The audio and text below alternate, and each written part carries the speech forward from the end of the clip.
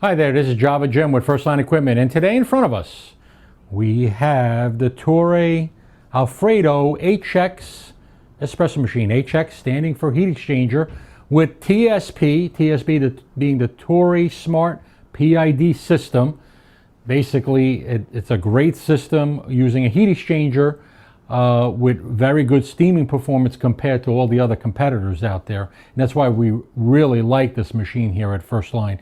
We worked with Torre since October of 2023. We went to host, we saw the machine, worked with them, and we finally have them here now, September 2024. See how long it takes for development? Anyways, we're going to show you how to take this apart. We'll go over some features on the inside, like this, in case you need to do a self-repair, hopefully way down the road, not sooner but later. And that's why we select quality machines with quality components. But to take it apart, it's actually pretty simple. These screws in the back on both sides are pretty deceiving. They're just for show and cosmetics. But you'll need a 2mm Allen key driver or screw driver, and basically you will take these 4 screws out, and these are, that's what happens here at First Line. We tend to lose a lot of screws, not mentally, but physical screws. And these are quite long. We'll take out the 2 on this side. And if you haven't noticed yet, if you look at the valves here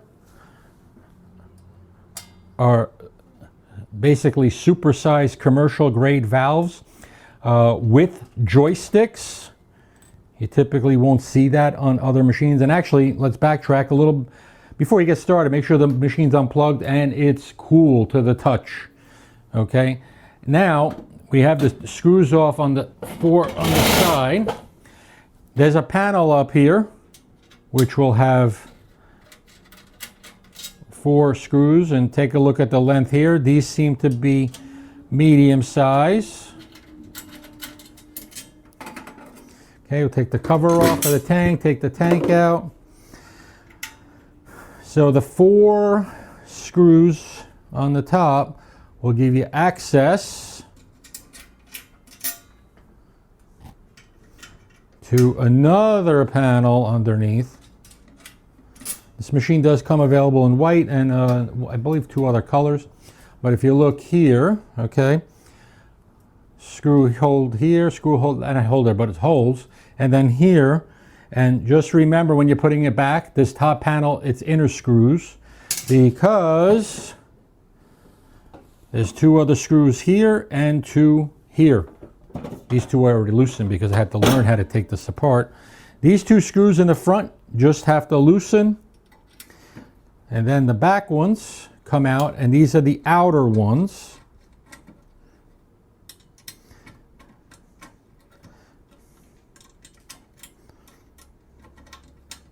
Make sure you don't drop the screws inside the machine, because it's a little more difficult to fetch when you're putting it back.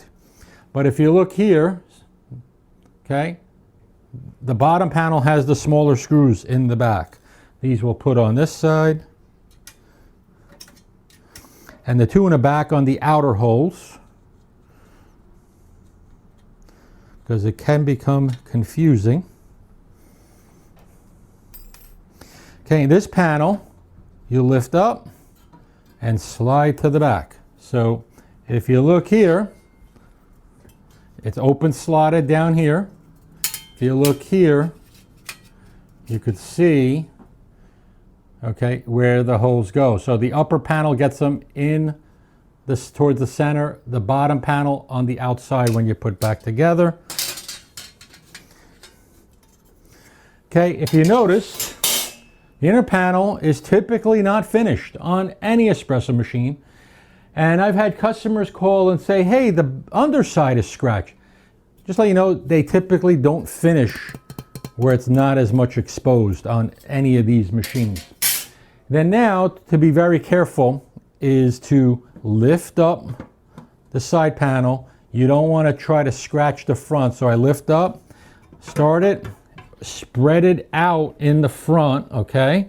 And then from there, remove. This is one heavy panel. There's the back side of the machine. Put that right there. Move the screws out of the way. I know I lost one somewhere. So, to go over the machine here, here's our big boiler. Okay, there's a pipe on the top in the back behind the E61 group head that goes through the top. Inside that big boiler is a tube called a heat exchange pipe. And then it basically comes out, let's see here, coming from the bottom right back here. Okay, so that water is constantly circulating. Okay, the PID is right here. And this is a very high quality PID sensor. Okay, this is a vibration pump. We'll take the drip tray off right now. Should have did that sooner. Okay, you have your brain unit right here. This brain unit is 100 to 240 volts, which means that, I believe it's probably 24 volts. It can operate for any of the machines because it's actually 24 or maybe even 12 volts going through. Not sure, I have to ask Tori. Here's your switch. Here's your manometer or your dual gauge. Here's your vibration pump on rubber brackets here. And then back here, what's really nice is, so we have a holder that's made in stainless, okay, not galvanized. There are some companies who use galvanized steel for this area, which I really don't like. Okay, and then here you have a cup that the bottom of the water tank sits into, and what happens is when you push this in, there's a pin and that releases open so water can flow downwards. So it's a gravity feed, which is nice. And let's see here, on this side we have our looks like overflow is coming back on the OPV, so that looks like it's coming back into the water line. And we have our safety valve right here. So I did ask Tori about the safety valve, why there isn't a hose, and they said basically because it barely opens, which is kind of a good point. But if you do hear a locomotive sound coming out of your machine, immediately power down, take all the steam out, and contact us or the dealer you have purchased from, because these are also sold to dealers through First Line Equipment. And last but not least, we have some nice stainless steel braided hose here that comes out of the pump. Okay, waterline pressure gauge tubing is here, and then here, let's see, coming down, there is a check valve there so water doesn't flow backwards from the boiler, which is a nice feature. Now the boiler is made of copper with some brazen brass. It looks like there's copper tubing, which some people say, I want stainless. And the problem with stainless is if it's not high enough grade, you can get what we call rusting from the boiler. I've seen this on some very high-end machines, this rusting. Also, the stainless has to be very thick for the thermal stability and capabilities of the metal versus copper and brass, which typically is very thick to begin with. So this is the Torre features. Actually right here, just forgot about that, that's the water level sensor. Okay, so you have that there, and then on the bottom you have an access port for what? The heating element, in case you need to change the heating element. And let me just take a quick peek down there. Yeah, it looks like a standard heating element size to access. So that's basically how you get to the inside of this great machine.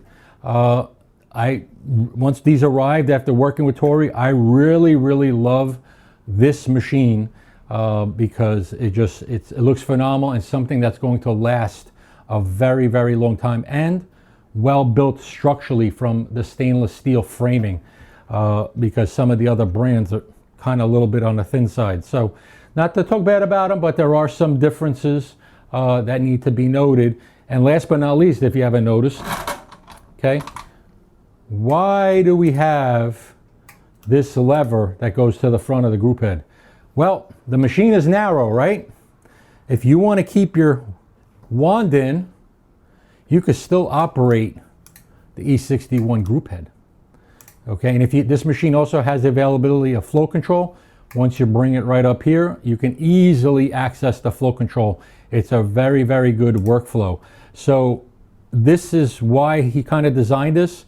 Some of them do tend to go out, but a lot of cases, those machines, even those costing $3,000, you need to move the wand out of the way because they're not that much wide in space.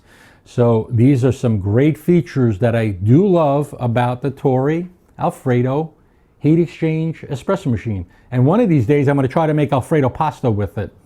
Just wait. Okay, thank you for watching. Please follow us on all our social media channels, but more importantly, please hit the share button, because the more people that know, the better educated they are and the better choice they will make when looking for a very good quality espresso machine with the PID sensor with 4 temperature levels that you could program, as well as have good, powerful steam. And if you need more, you got the steam button. Thank you for watching. Have a great day. Coffee first, everything else second. Take care.